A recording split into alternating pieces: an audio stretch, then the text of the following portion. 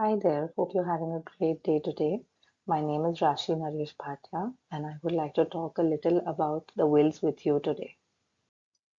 So, I would like to start by giving you a brief introduction about what are wills.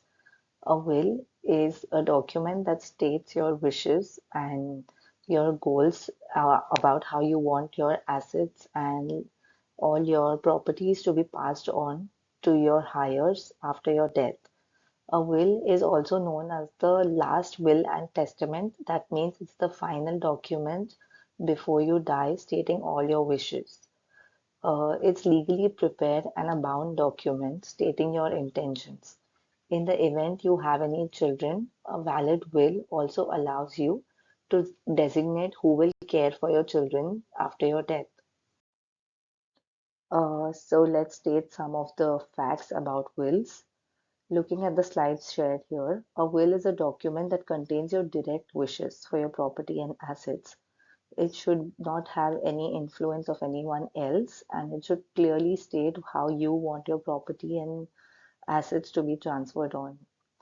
So, failure to prepare a will leaves the decision to your other heirs or the judges, in fact, to decide the family affair and how your assets would be passed on. It is very easy to prepare a will. You can either prepare it yourself or get it done through a lawyer, but you need to have the document witnessed. So it is the final document and it does not make any complications in the future. And to be completely sure, I would ideally recommend that you consider your will to be prepared by a trustworthy lawyer or the estate attorneys that we have that help in the planning of will. Looking at the purpose of will, the first one is the distribution of assets. Distribution of assets is how your assets would be distributed after your death. Coming to the next point, that's appointment of the guardianship.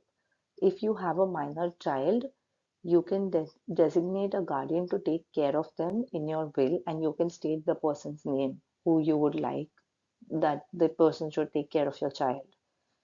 It is also useful for debt settlement. You can say that how your money should be used and which debt to be paid off with your money after you passed away. Then it's the funeral and burial instructions. In the will, you can also state how you would like your funeral to be done and how all the arrangements should be made for your funeral.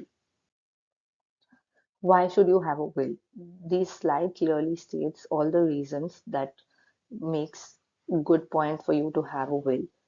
For you having a will, it is clear that you know where your assets are going and to whom, who will take care of your child.